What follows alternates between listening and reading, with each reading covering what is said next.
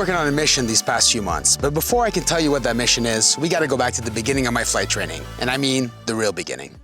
So you see, whenever I start a new project, I get obsessed. I need to soak up all the information I can find. I soak it up like a sponge, and aviation was no different. But to be honest, the 2.5 hours or so of flight training I had every week while doing my PPL just wasn't enough for me. I needed more. And that's when I discovered YouTube. Well, okay, not YouTube itself, but like aviation channels on YouTube. Channels such as Trent Palmer, Nico's Wings, and Flight Chops, they really fueled my fire for my new passion and also quenched my thirst for all the information I was looking for. The only thing I wasn't expecting was that it would turn on something in me that would make me want to create my own aviation content. Now, as you can imagine, my first attempts were pretty basic. The DA-20 Katana I was training in only had one GoPro mount right behind my head. And when I started out, there wasn't a lot of video content kind of showing you how to capture your flights and do it in a way that is more engaging and more interesting than just the GoPro angle over your shoulder. So that brings me back to my mission. And my mission for the past few months has been just to go out and figure out the best way to capture my flights in order for me to take that information and share it with you guys so you can make your content even more interesting and engaging. So buckle up, set your trim, and let's go film some flights. All right, so the first thing I want to talk about is B-roll. And now B-roll, I don't know if you're like me, but when I started out, I was having a hard time cutting together a story, a cohesive story in my videos. And that was basically due to the fact that I wasn't capturing enough footage that wasn't just me flying the plane. But I didn't have enough content of the before and after of the preparation and the getting to destination. So I couldn't really like put together stories like I saw them in my head. And that I noticed a lot when I did my seaplane rating video. I had the hardest time cutting together a video that showed more the training of it because all I had was inside the cockpit video and from the wing. I didn't have much interaction with my instructor before or outside the plane filming the actual plane. So I had to go through my cell phone, I had to go through my instructor's cell phone, trying to find whatever we had filmed here and there, and I managed to put something together, but it was a lot of work. So basically, from that point on, I decided to put a lot more attention to my B-roll. And now B-roll, if you don't know what it is, it's essentially everything that isn't from the main angle. So if you're filming yourself from inside the plane, it's kind of a talking head. You've got the camera on the dash filming yourself as you're flying, you're explaining to the camera what you're doing.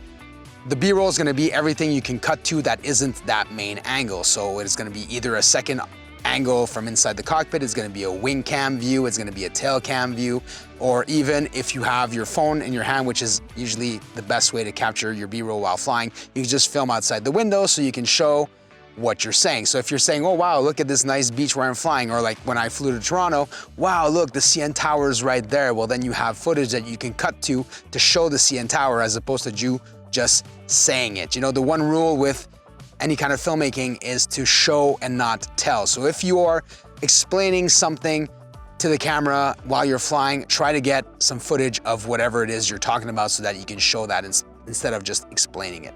That's how I've been looking at my B-roll, and that's what I've been focusing a lot on. And you can go as crazy into it or not at all as you want. You can take a drone and do your pre-flight from a drone. You can do a bunch of different things, but if you want to keep it just simple, maybe just setting up your phone next to the plane while you pre-flight it. Just filming that stuff will add a lot to your video, and maybe with a voiceover that spices things up, makes it a little bit more interesting than that single angle. So you can do it as complicated or not as you want. It's completely up to you. There's no wrong way of doing it. I just want to get you guys thinking about capturing more than just the actual flight. Now, I think I've beaten the B-roll subject to death, and I think now it's time for us to go for a little flight, and I'm going to show you how I set up the cameras inside the cockpit. All right, 50 miles an hour, 60 miles an hour, and she wants to fly. We're gonna let her, and we're off the ground.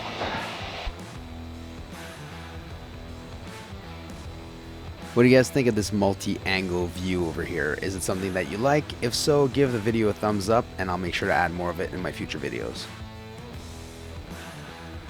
Okay, so when it comes to camera placement in the actual cockpit, you have a lot of different options. It depends really on how many cameras you have available to you and what angles you prefer to get. So if you were to only have one GoPro accessible to you, I would recommend the the over-the-shoulder location. That seems to be the best compromise between seeing what's outside the plane and also seeing what's inside the cockpit. Now, if you have two cameras, the usual setup that I see the most and that I use is a camera on the dash, like the one that's right here, and then a second view, which is either going to be over the shoulder, or over here I have another Osmo that's on a suction cup mount that's on the side, and that gives me the view that pretty much I have when I'm flying. So I prefer using those two vantage points, mostly because it gives me some cutting options, right? I can cut between these two cameras, and it gives me a little bit more variety. And depending on how your cockpit is done, in my case, I have a big metal part, so I can't put the action camera really centered. I have to put it offset to the side.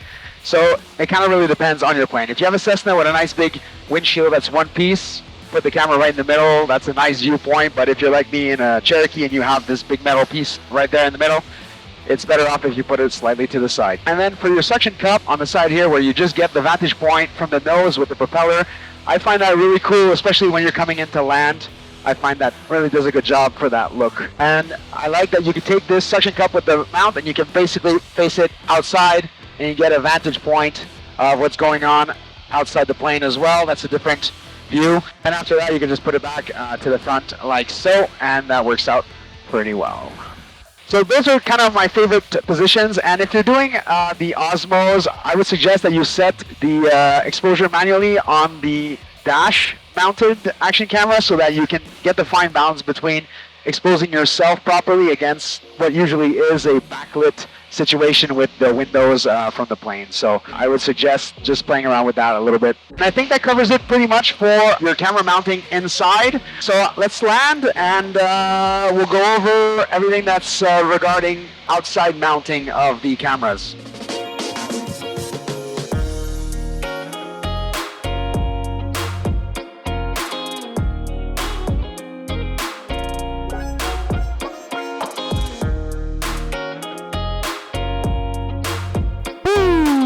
All right, so now that we're back on the ground, let's go over your different options for mounting the cameras outside of your plane.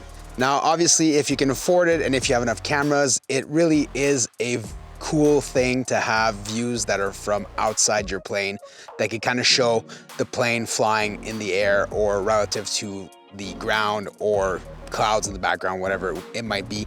And in the past, when I show this footage to my friends, their first reaction is usually, whoa, how did you get that angle? So I think that proves that if you are able to and can afford to buy the mounts and the cameras, filming outside your plane will really add a lot to your final product. Now, when it comes to the mounts for the outside of your plane, there's a lot of different options off Aircraft Spruce, but I'm gonna say to make sure to follow whatever guidelines your country has for mounting cameras outside. Here in my case, I use the NF flight cam. I got it off Aircraft Spruce. I had my mechanic install it onto my wing, and it's basically just one bolt that replaces one of the wingtip screws with a longer one that goes and solidifies the mount, and it is very, very solid. The Cherokee doesn't fly that fast, so the single screw mount works perfectly. But if you fly something like a Cirrus or something a lot faster than my very slow Cherokee 140, I would suggest getting the option that uses two of the screw holes. And I've used this for all the videos that I've put up so far. It's a cool view. I like the fact that I can actually see myself in the plane from the outside. So it just adds a different option and a different angle to cut to. And especially if you're doing a 45-degree turn and you're seeing something cool on the ground, this vantage point really will show what's on the other side of the plane as well. Your other option, if you don't want to screw something or go through having to deal with your mechanic, is basically using one of these mounts. I don't know if you guys can see them. They're also available on Aircraft Spruce. And basically what they are is they're tie down loop mounts. So you would thread this into your tie down and then make it tight, and then you would close the blue lever and that would make everything tight, and that would give you somewhere to hook up your GoPro to afterwards. So these are very useful for under the belly. I've used it there before. And if you have a high wing aircraft, you can put these underneath the wings and it gives you a cool vantage point as well. So these come in very handy and they're not a permanent installation. I tend to put a 360 action camera underneath my tail, and that gives me the option to try to reframe everything afterwards so that we can do something a little more funky with that.